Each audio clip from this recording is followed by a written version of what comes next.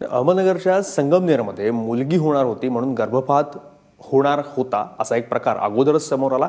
या प्रकरणी पोलीस, महसूल आणि वैद्यकीय खात्याच्या अधिकाऱ्यांनी संयुक्तरित्या डॉक्टर निघुते रुग्णालयावर कारवाई केली आणि गर्भलिंग तपासणीत मुलीचा गर्भ आढळल्यानंतर हा गर्भपात जो करण्यात येणार होता अखेरीस त्याला मज्जाव झाला। या प्रकरणी गर्भपात होणाऱ्या महिलेनं थेट जिल्हाधिकाऱ्यांकडे तक्रार केली होती।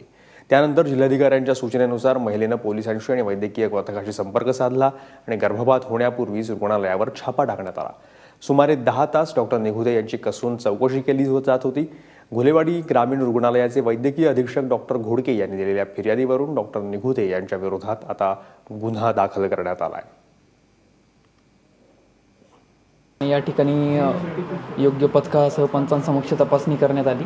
त्या अंतर्गत ज्या PCPNDT कायद्याअंतर्गत ज्या त्रुटी आढळलेल्या आहेत त्याप्रमाणे संबंधित डॉक्टरांना सक्षम प्राधिकाऱ्यांनी कारणे दाखवा नोटीस बजावलेली आहे। त्या अंतर्गत कायद्याअंतर्गत पुढील कारवाई आता सध्या सुरू आहे। जे मिळालेले अभिलेखाचे पुरावे आहेत त्या अनुषंगाने भादवी कलम 313, 312, 315, 511 या आणि कलम 201 याप्रमाणे गुन्हा या ठिकाणी दाखल केलेला आहे।